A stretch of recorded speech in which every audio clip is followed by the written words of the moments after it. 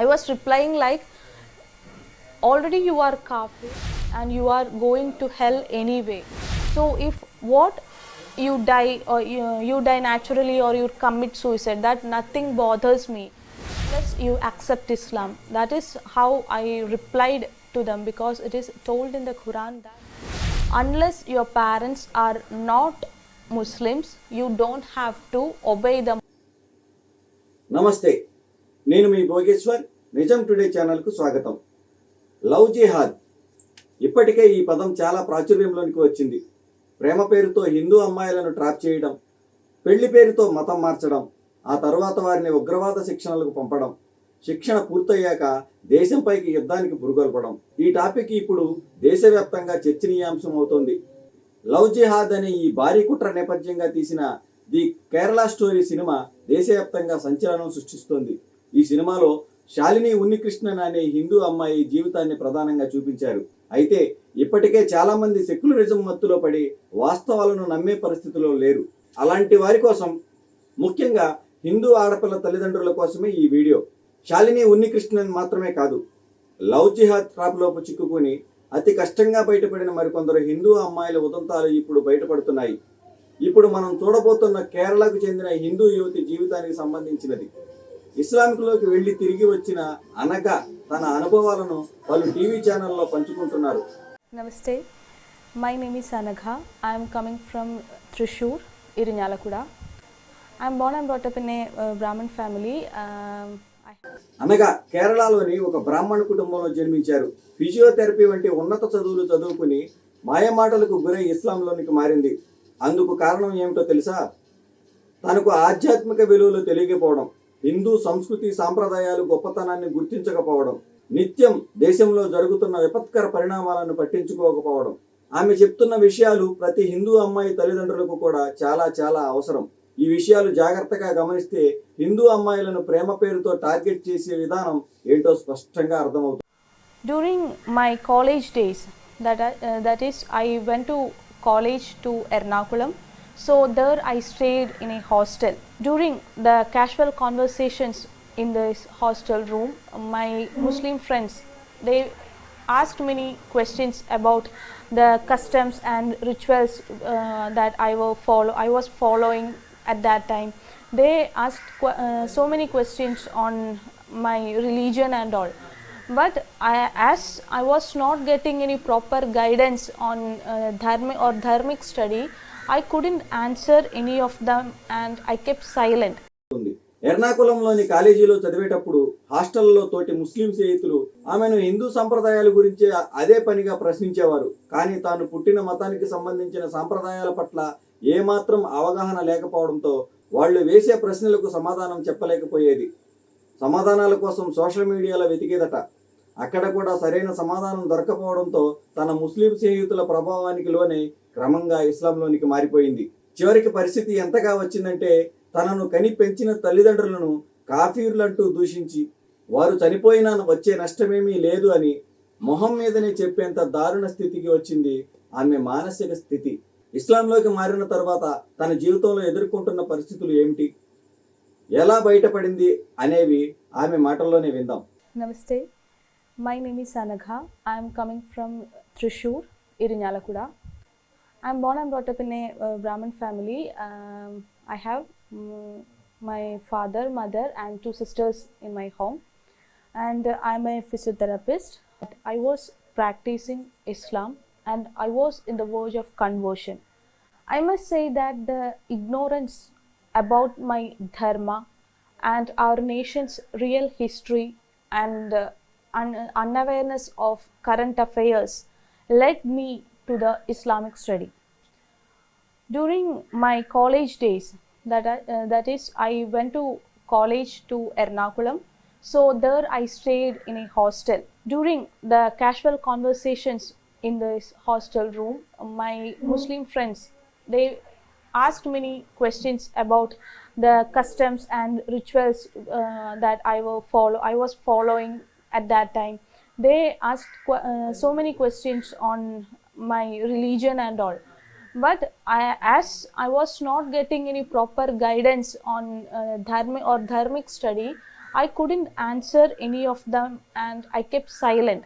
And I started to search in social medias about the questions that were I have to face at that time. But from social medias also, I uh, couldn't get any convincing answers. So I felt like I failed, or I felt like there is nothing valid in Hinduism.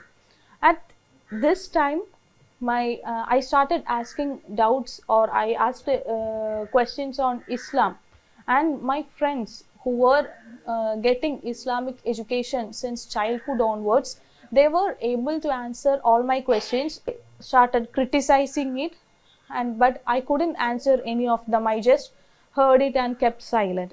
And as gradually I thought that there is something special about Islam, because all these guys are saying the same thing, and they are clarifying about their Islam, their only God, Allah, Prophet, and all. So I thought that it must be right, or they made me think that it is right.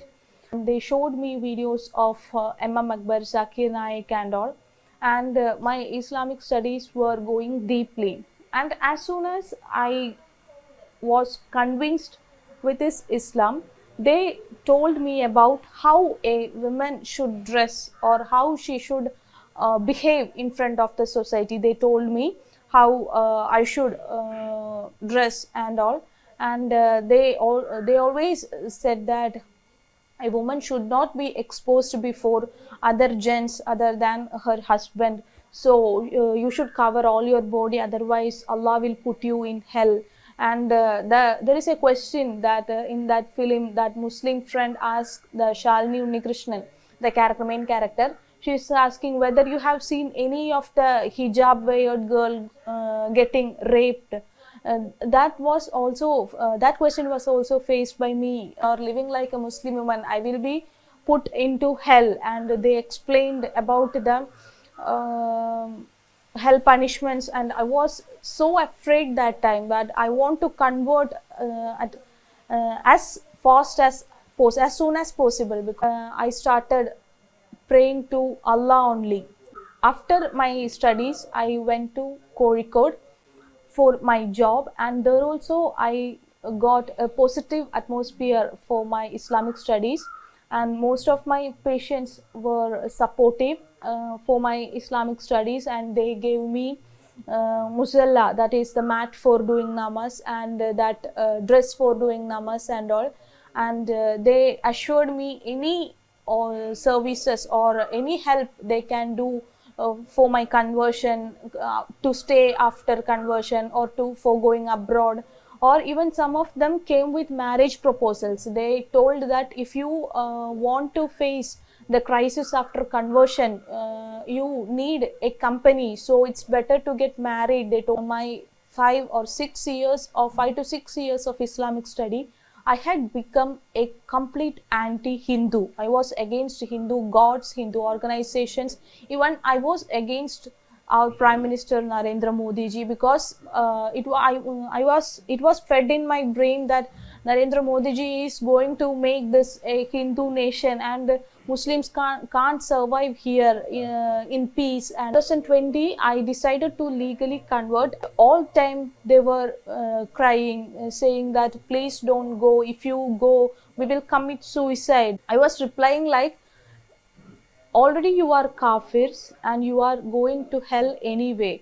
So if what you die, or you die naturally, or you commit suicide, that nothing bothers me unless you accept Islam. That is how I replied to them, because it is told in the Quran that unless your parents are not Muslims, you don't have to obey them. I was going to a nearby clinic, a physiotherapy clinic for work, and there some of the RSS activists came to see me, and here I met Acharya Sri Manojji, and I started talking, debating. After 3.5 hours, Acharya proved me that Islam is completely wrong. The ideology I was carrying for the past 6 years, Acharyaji proved it to be wrong within just 3 hours. ఇది కేవలం ఒక అనగా అనే అమ్మాయి కథ కాదు. ఇలా అనేక జీవితాలు ప్రేమ మాయతోనో, దైవాగ్రహం భయంతోనో, మరేదైనా ప్రలోభంతోనో ఇస్లామిక్ మత మార్పిడికి గురయ్యారు. కానీ బయటపడుతున్న వారి సంఖ్య చాలా తక్కువ. బయటకు రాని ఘటనలు అనేకం ఉన్నాయి. తల్లిదండ్రులు తెలుసుకోవలసిన విషయం ఏమిటంటే, మీ పిల్లల రక్షణ మీ చేతుల్లోనే ఉంది. దేశంలో ఏం జరుగుతుందో తెలుసుకోండి. చాలామంది తల్లిదండ్రులు తమ రాజకీయ సిద్ధాంతాల కారణంగానో, సెక్యులర్ మైండ్ సెట్ కారణంగానో ఏ హిందూ సంస్థలతోనూ కాంటాక్ట్లో ఉండరు. కానీ వారి పిల్లలకు ఏదైనా అనుకోని ఆపద వస్తే మాత్రం చేతులు కాలేక ఆకులు పట్టుకున్నట్టు అప్పుడు హిందూ సంస్థలను ఆశ్రయిస్తున్నారు. అంతా అయిపోయాక ఎవరూ ఏమీ చేయలేరన్నది గుర్తుంచుకోండి. హిందూ సంస్థలతో మొదటి నుండి కాంటాక్ట్లో ఉండండి. వారి కార్యక్రమాల్లో భాగస్వాములు కండి. వారు నిర్వహించే అవగాహన కార్యక్రమాలకు హాజరవ్వండి. వారు పనిచేసేది మన కోసం, మన సమాజం కోసం, మన దేశం కోసమని గుర్తుంచుకోండి. నమస్తే. మరిన్ని వీడియోల కోసం ఈ యూట్యూబ్ ఛానల్కి సబ్స్క్రైబ్ చేయండి.